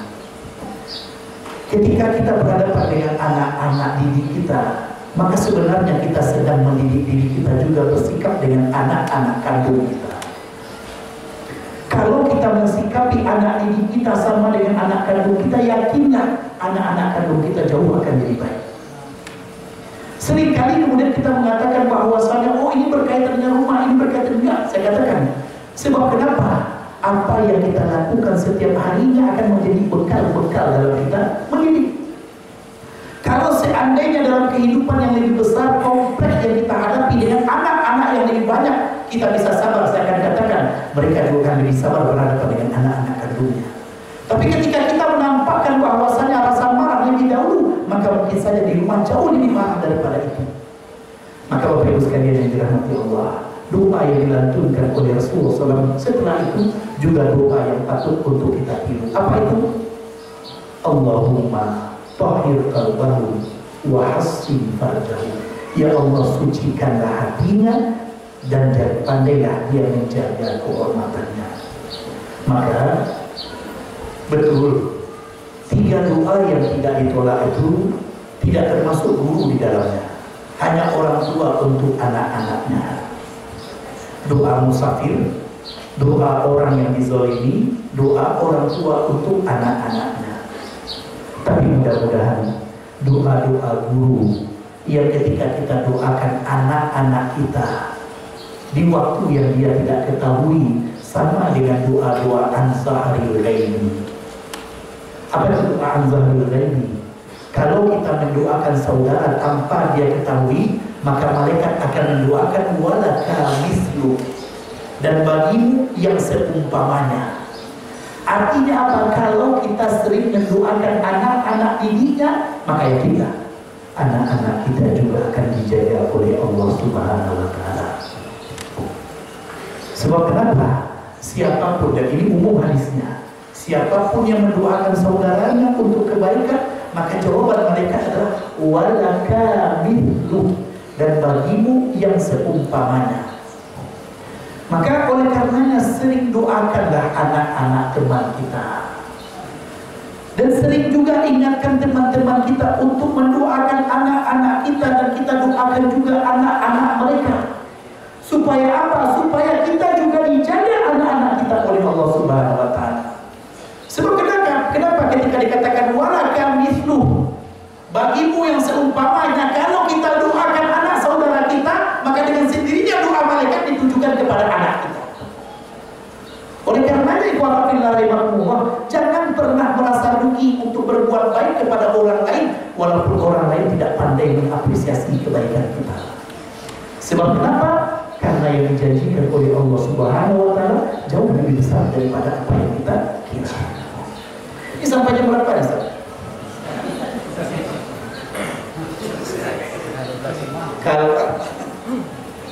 Kalau seandainya terlalu panjang, batuk saja Bapak Ibu, saya berhenti. Jadi kalau nyuruh saya berhenti mudah ya.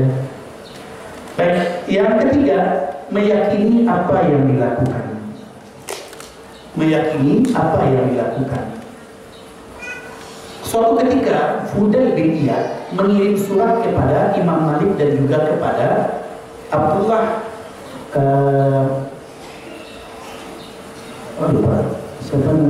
Abdullah bin Mubarak.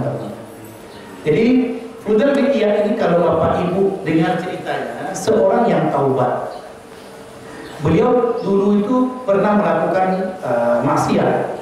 Lalu kemudian ketika beliau mendengar ayat yang dibacakan yang berkaitan dengan hati, lalu kemudian beliau taubat dan akhirnya beliau menjadi Abidul Haramain. Beliau dikenal dengan istilah hamba Allah yang beribadah hanya di Masjidil Haram dan Masjid Nabawi. Nah kalau ini mungkin Ustaz Akmal ini. Sebenarnya kalau salah beliau akan berumroh lagi. Jadi Abidul Haramain, seorang hamba Allah yang beribadah di dua masjid suci. Lalu dikirimlah surat. Makanya saya katakan, kalau kita yakin dengan apa yang kita lakukan, kita tidak teriming-imingi dengan yang lain. Jadi, walau kalau seandainya ini pernah didengar, karena yang saya sampaikan tidak ada yang baru. Kita cerita lama aja. Ya. Ketika Imam Malik dikirim oleh Fudail bin Iyad surat, tujuannya apa? Fudail bin Iyad mengirim surat, tujuannya adalah menyuruh Imam Malik meninggalkan majelis ilmunya lalu datang di Masjidil Haram, karena sholat di Masjidil Haram pahalanya 100.000 kali dibandingkan sholat di tempat lain. Tapi jangan sampai setelah umroh, pulang umroh nggak sholat juga, ya, karena sudah 100.000 kali sekali aja ada gitu. Jadi kemudian dia kirim surat juga kepada Abdullah bin Mubarak agar Abdullah bin Mubarak tinggalkan, ya, beliau sedang berjihad di perbatasan daerah kaum muslimin dengan musuh. Abdullah bin Mubarak biasanya adalah seorang ulama sangat suka berjihad. Dua-duanya disuruh oleh Fudail bin Iyad, tinggalkanlah semua itu, datanglah ke Masjidil Haram, ibadah di sini karena pahalanya besar. Oleh Imam Malik dijawab dengan jawaban yang masih adem lah. Beliau mengatakan dalam surat yang ditulisnya kepada Abdullah bin Mubarak, kepada Fudail bin Iyad, Innallaha qassama al-a'mala kama qassama al-arzaq. Sesungguhnya Allah membagi-bagi amalan sebagaimana Allah membagi rezeki. Bagaimana rezeki kita? Ada yang lebih rezekinya, ada yang biasa, ada yang kurang dan seterusnya. Begitu juga amalan. Amalan itu bertingkat-tingkat. Ada orang yang diberikan kelebihan dalam sholatnya tapi tidak dibukakan pintu puasanya. Ada orang yang mudah berpuasanya tapi tidak mudah bersedekahnya. Ada orang yang mudah bersedekahnya tapi tidak dimudahkan ke yang lain. Jadi kalau kita lihat kata-kata Imam Malik itu, kita akan mengetahui bahwasanya masing-masing kita punya kekuatan, masing-masing kita punya kelebihan dari amal-amal tersebut. Lalu kemudian apa kata Imam Malik? Dan aku tidak pernah menyangka, tidak pernah akan mengira bahwasanya apa yang aku lakukan kurang daripada apa yang kau lakukan. Jadi ibaratnya kata Imam Malik, amal yang aku lakukan sekarang mengajar manusia di Masjid Nabawi dengan kajian-kajian ilmunya nggak akan kurang pahalanya dengan engkau yang berada di sana kemudian beribadah di dua masjid yang suci, yaitu Masjidil Haram dan Masjid Nabawi. Ya, walaupun sebenarnya Imam Malik bukan di Masjid Nabawi. Itu jawaban Imam Malik. Artinya apa? Imam Malik sangat tahu, walaupun di luar sana ada profesi yang menjanjikan gaji yang lebih besar, pahala yang luar biasa, tapi Imam Malik sangat tahu kenapa beliau menyebarkan ilmu. Maka ini juga dengan kita yakini apa yang kita lakukan. Jawaban Abdullah bin Mubarak keras. Kalau bahasa kitanya pedih atau pedis ya, pedis. Jawaban Abdullah bin Mubarak keras dalam bentuk syair, beliau rangkai kata-katanya. Ya, ya abidal haramaini law araftana la alimta annaka fil ibadati tal'am. Wahai hamba yang beribadah di dua tempat suci, kalau engkau kenal kami, niscaya engkau akan mengatakan engkau bermain-main dalam ibadah. Coba bayangkan, ya, bayangkan kata-kata Abdullah bin Mubarak. Kalau engkau kenal dengan apa yang kami lakukan di medan jihad, maka engkau akan mengatakan ibadahmu main-main di Masjid Haram. Kalau seandainya air matamu keluar karena sedihmu, karena begitu khusyuknya engkau beribadah, maka air mata kami keluar.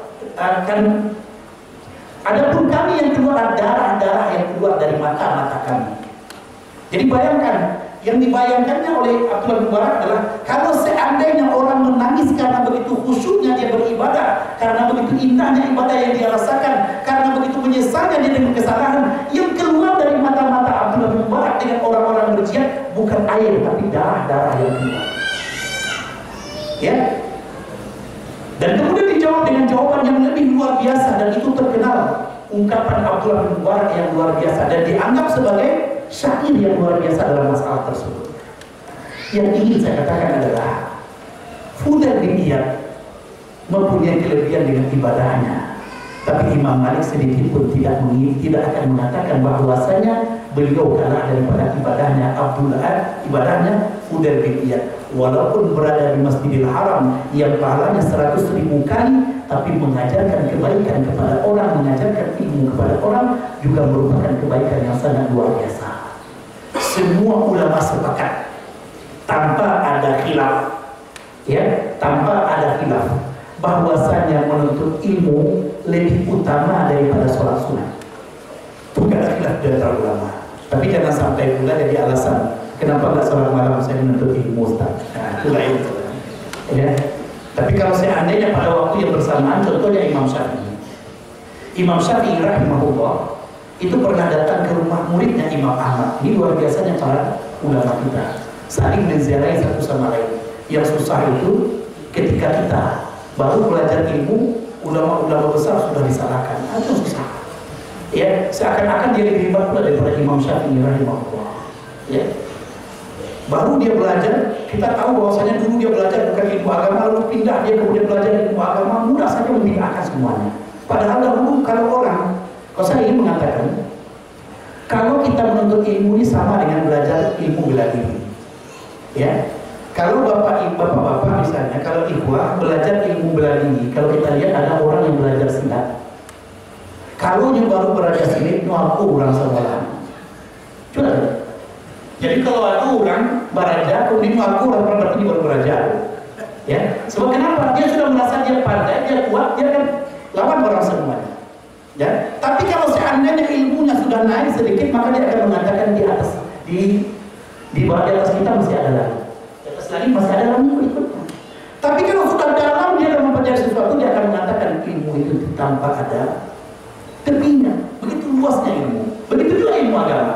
Kalau kita baru belajar ilmu agama, saya masih ingat dulu ketika MAPK belajar Kifayatul Akhyar, seakan-akan sudah imam besar. Oh ini salah, ini salah. Tapi ketika belajar sudah sampai di Libya, ternyata bertemu dengan guru-guru yang luar biasa. Kemudian juga sampai di Madinah, dapati orang-orang yang luar biasa. Ternyata kita hanya sekujur jari daripada mereka.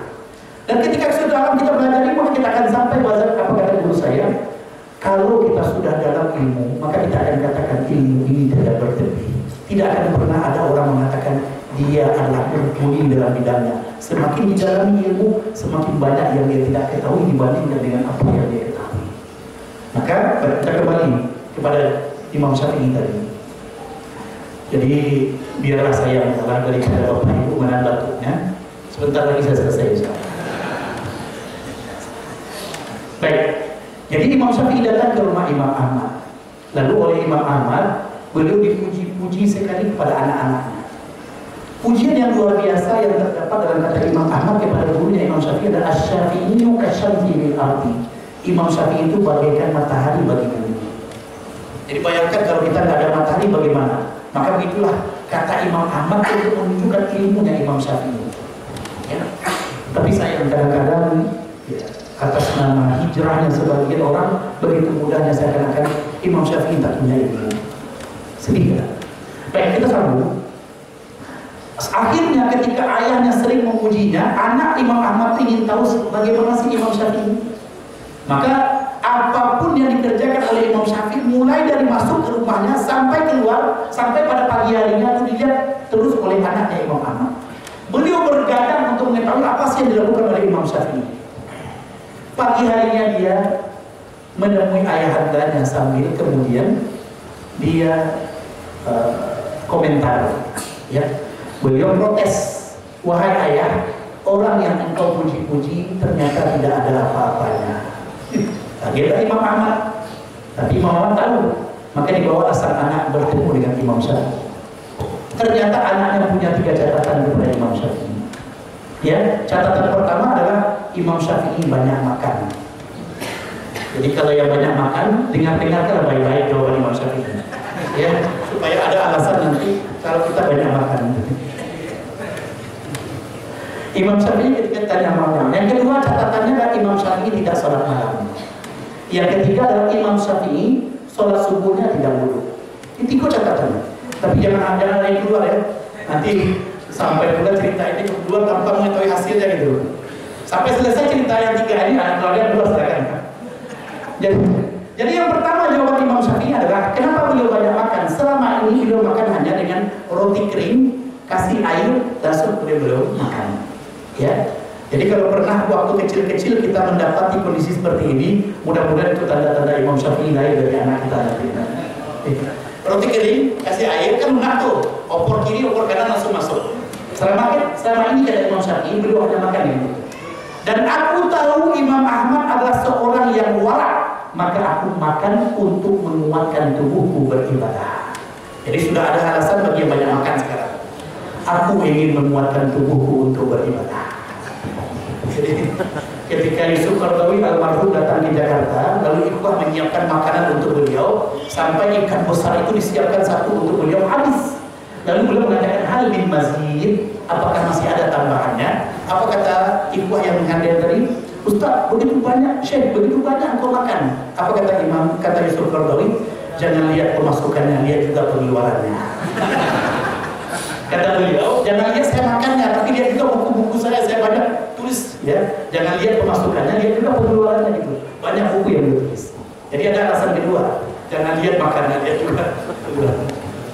Baik, yang kedua, apa kata Imam Syafi'i? Tadi saya berikan contoh tentang ini. Beliau tidak sholat malam karena memikirkan satu hadis pendek, ya. Hadis adiknya Anas bin Malik ketika adiknya yang masih kecil bermain-main dengan burung, lalu kemudian terbang burungnya. Lalu kemudian Rasul menegurnya, ya Aba Umair, madza fa'ala Nughair? Ya Aba Umair, madza fa'ala Nughair? Ayat 6 kata. Oleh Imam Syafi'i dipikirkanlah semalaman tentang hadis ini, lalu beliau mengistimbatkan lebih 40 masalah dari satu hadis ini. Dan ini cara para ulama dalam mengambil istidlal. Dipikirkannya lalu kemana diberikan poin-poin ini, dan akhirnya keluarlah istidlal beliau. Jadi ini maksudnya saya katakan tadi, semua ulama sepakat menuntut ilmu lebih tinggi pahalanya daripada sholat sunnah. Tapi seperti Imam Syafi'i ya, jangan sampai tidurnya banyak kemudian ketika bangun saya kemudian mengamalkan hadis ini. Yang ketiga, saya tahu jawabannya kenapa Imam Syafi'i tidak wudhu ketika sholat subuh. Enggak batal wudhu beliau, enggak batal wudhu beliau, maka wudhunya tetap. Jadi kalau dari Rasulullah, ini poin yang ketiga. Ya, masih ada poin lagi 7 tapi sampai 4 saja, supaya nanti ketika diundang lagi masih ada ceramah saya tentang yang lain. Kalau ambil ilmu sekali bagian, tidak ada ilmu lain juga. Kisah ya. Baik, yang keempat, ikhwah dari Rasulullah.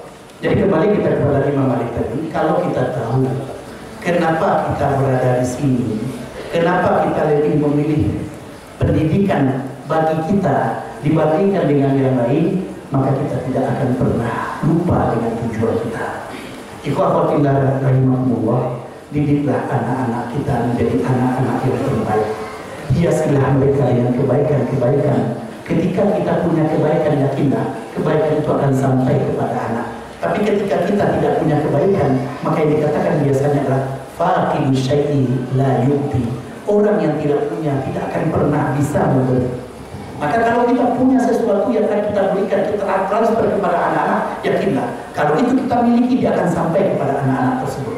Maka Bapak Ibu sekalian yang dirahmati Allah, tetaplah yakini apa yang kita lakukan, karena sesungguhnya balasan bagi setiap amal itu ditetapkan oleh Allah Subhanahu wa taala. Yang terakhir, ya, kuatnya keterlibatan hati dengan surga. 2 orang bertengkar, ya, insya Allah 7 menit lagi. Karena kata saya yang 11.30 selesai. Ya. Jadi ikhwatillahi rahimahumullah, ya, karena di sini jamnya bagus, ya, jamnya hidup ya, berarti saya insya Allah 7 menit lagi insya Allah. Jangan khawatir. Tapi kalau seandainya lebih cepat daripada itu, saya tunggu batuknya. Baik, yang keempat, kuatnya keterlibatan hati dengan surga. Ini untuk semua amal ya, bukan hanya dengan konteks guru. 2 orang pemuda bertengkar di hadapan Nabi Muhammad SAW. Bertengkar tentang satu pohon kurma. Masing-masing mengklaim itu pohon kurmanya. Lalu mereka kemudian bertengkar. Lalu apa kata Rasulullah yang melihat pertengkaran antara 2 orang pemuda ini? Maka Rasulullah mengatakan, siapapun yang mau mengalah, maka aku janjikan untuknya pohon kurma di surga. Jadi kalau dijanjikan oleh Rasulullah SAW pohon kurma di surga, yakinlah orang tersebut masuk surga. Sebab nggak mungkin dia punya pohon kurma kalau dia masuk surga gitu. Jadi bahasa sederhana seperti itu, walaupun bahasa sederhana adalah siapapun yang mengalah, dia akan janjikan satu pohon di surga. Ternyata 2 orang pemuda ini nggak mau mengalah, tetap dia ingin pohon kurma tersebut. Lalu Abu Dahdah yang berada bersama Rasulullah mengatakan, ya Rasulullah, apakah itu berlaku untuk kami? Maka kata Rasulullah, iya. Maka apa kata Abu Dahdah? Aku mempunyai sebuah kebun yang di sana banyak pohon kurma. Ambillah olehmu kebun tersebut, dan aku ingin mengambil apa yang dijanjikan oleh Rasulullah Sallallahu Alaihi Wasallam.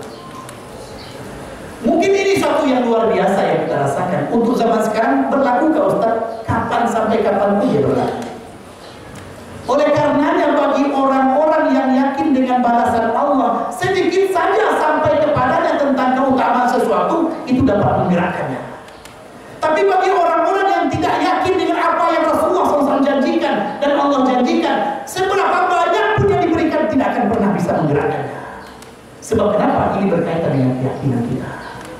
Kalau seandainya bagi orang yang mendengar tentang keutamaan bersedekah, keutamaan sholat malam, keutamaan kemudian sholat duha, maka dia akan menjadikan itu sebagai penggerak. Kenapa? Karena dia yakin dengan apa yang dijanjikan oleh Rasulullah SAW. Abu Dahdah sangat yakin. Ketika Rasul janjikan sebuah pohon kurma di surga, maka yang dia berikan bukan hanya sebuah pohon, tapi sebuah kebun. Maka perbaikilah cara kita berinteraksi dengan Rasulullah SAW. Perbaikilah komitmen kita dalam cara menghadapi janji-janji yang diberikan oleh Allah Ta'ala dan Rasulnya. Kalau kita yakin dengan balasan tersebut, yakinlah Allah tidak akan pernah menyiapkan kita. Kita seringkali mengungkapkan intan Rasulullah ya Rasulullah.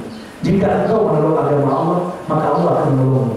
Kita akan bertanya kapan kita akan ditolong oleh Allah.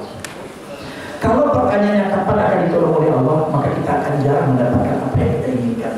Tapi kalau kita lakukan yang pertama, kita lakukan menjaga agama Allah, yakinlah tanpa diminta, maka kita akan nampak apa-apa yang Allah tolong untuk kita. Yakinlah. Masalahnya bedanya kita dengan para sahabat adalah meyakini apa yang dijanjikan oleh Allah dan Rasul. Ketika kita yakini apa yang dijanjikan oleh Allah dan Rasulnya, maka kita tidak akan pernah mau berpikir dengan apa yang kita dapatkan dalam konteks pribadi. Ibadillah rahimahullah. Maka kita akan dapati ya hal yang luar biasa. Dan satu sebagai penutup, ya tidak ada kaitan dengan 4 tadi. Ini beranjak daripada bedah buku yang saya diminta untuk bedah buku Mulhimul Alam, ya, Nabi Muhammad SAW inspirator dunia. Buku itu bagus, sangat bagus untuk kita miliki, ya. Buku itu berisikan hadis-hadis yang sangat banyak, ya. Walaupun sebenarnya dalam hal ini beliau menyampaikan hadis tapi tidak mendetailkannya. Kalau saya lebih suka bukunya adalah karakteristik 40 sahabat Nabi, 60 sahabat Nabi. Karakteristik 60 sahabat Nabi. Kalau bagi saya buku itu spesial. Khalid Muhammad Khalid ketika membuat buku tersebut dan diterjemahkan, penterjemahnya juga bagus. Ya, jadi saya katakan adalah Nabi Muhammad SAW itu kata-kata beliau itu menjadi inspirasi bagi sahabat. Contoh sederhana, beliau mengatakan, ya waktu yang terbatas, minta maaf agak singkat di akhir ini. Beliau mengatakan kata-kata sederhana tentang Abu Bakar di hadapan para sahabat. Lau kuntu muntakhidan khalilan lattakhadtu Abu Bakar khalila, walakin akhi wa sahibi walakin akhi wa sahibi. Hadis ini sahih. Kalaulah aku mengambil seseorang menjadi teman terdekatku atau kekasihku, maka akan aku ambil Abu Bakar sebagai kekasihku. tapi beliau adalah saudaraku dan juga sahabatku. Karena Nabi dengan Nabi Ibrahim, Nabi Muhammad dengan Nabi Ibrahim sudah diambil oleh Allah SWT sebagai kekasih. Ya, jadi beliau nggak mengambil kekasih yang lain dalam konteks ini. Artinya apa? Kata-kata ini menjadi inspirasi yang luar biasa bagi Abu Bakar. Coba bayangkan kata-kata sederhana. Ketika Abu Bakar radhiyallahu anhu mendapati kata-kata tersebut, maka beliau ingin menjadi yang terbaik di hadapan para sahabat yang lain. Maka apa buktinya? Ketika Nabi Muhammad SAW bertanya tentang amalan-amalan sahabat, ya, siapa yang sholat malam pada hari ini, siapa yang doa pada hari ini, siapa yang bersedekah pada hari ini, semua sahabat menjawab sesuai dengan jawabannya, dan Abu Bakar menjawab semuanya dengan mengatakan beliau melakukannya. Coba bayangkan. Ternyata ketika beliau dikatakan akan diambil sebagai kasih, maka ini menjadi inspirasi bagi Abu Bakar untuk menjadi yang terbaik dibandingkan dengan sahabat yang lain. Dan lihatlah juga bagaimana inspirasi bagi Umar. Umar itu hanya ingin mengalahkan Abu Bakar. Sebab kalau dia sudah mengalahkan Abu Bakar, berarti dia sudah mengalahkan sahabat yang lain. Maka beliau berinfak dengan setengah hartanya. Ternyata Abu Bakar datang dengan semua hartanya. Dan inilah musyawarah di antara mereka berdua. Apalagi yang lain, Abu Bakar pernah berada bersama Rasulullah SAW ketika sahabat bertanya tentang pintu surga. Berapa jumlah pintu surga? 8. Ya. Satu namanya Ar-Rayyan yang khusus dimasuki oleh orang-orang yang berpuasa. 7 lagi tidak disebutkan namanya. Ya. Tapi pertanyaan Abu Bakar luar biasa. Apakah ada yang bisa masuk ke semua pintu ya Rasulullah? Coba bayangkan. Rasul mengatakan inilah yang perlu untuk kita berikan kepada anak-anak didik kita. Betapapun kita marah, betapapun kita kesal, pakailah kata-kata yang menjadi inspirasi bagi mereka untuk merubah kebiasaan mereka, untuk membaiki kesalahan mereka. Sebab ketika Abu Bakar kemudian bertanya ya, tentang pintu surga yang 8, apa kata Rasulullah? Ada, dan engkau salah satu di antaranya, wahai Abu Bakar, yang bisa masuk ke semua pintu. Ya, maka lihatlah kata-kata Rasulullah. Kata-kata singkat, contoh kepada Umar. Ketika Umar minta izin masuk, ketika Umar minta izin ingin pergi umroh, apa kata Rasulullah SAW? Ya Umar, la tansana min da'watika shalihah. Wahai Umar, jangan pernah lupakan kami dalam doa-doa terbaikmu. Kadang-kadang kita berhadapan dengan saudara yang sedang gembira, kita lupa mengucapkan kata-kata yang membuat dia gembira. Apresiasi kita perlu kepada saudara. Walaupun dia tidak pernah memerlukannya dari sisi dianya, tapi ketika kita berikan, ada kebahagiaan yang ada pada dirinya. Maka ikhwan fillah rahimahullah, biasakanlah ini. Apa kata Umar? Kata-kata Nabi lebih aku sukai daripada umroh itu.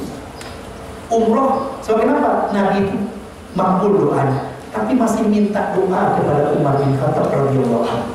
Coba bayangkan, Nabi itu pandai memilih kata-kata. Walaupun Abdullah bin Amr bin As salah, ya, ketika beliau meninggalkan salat malam, tapi apa kata Rasulullah memperbaiki Abdullah bin Amr bin As?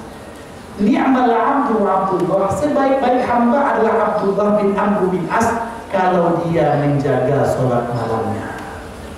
Jadi, inilah cara kita memperbaiki diri kita.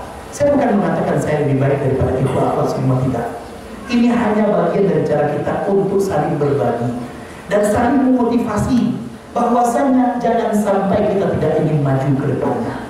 Jangan sampai kita tidak ingin meningkatkan kualitas diri kita dari waktu ke waktu. Kalau kita merasa sudah cukup, maka pintu untuk memperbaiki ini sudah tertutup. Tapi kalau seandainya kita merasa masih banyak yang perlu kita tingkatkan, maka pintu peningkatan diri kita pasti akan selalu terbuka, dan kita akan dapati dari waktu ke waktu banyak hal-hal luar biasa yang bisa kita lakukan. Baik, Allah dari perwira Ustaz Yul Lalu Ustaznya dia lalu berhenti sampai di situ. Bapak Ibu sekalian dirahmati Allah, mudah-mudahan ada manfaatnya bagi kita bersama. Aku qawli hadza wa astaghfirullahi wa lakum wa lisa'iril muslimin. Assalamualaikum warahmatullahi wabarakatuh.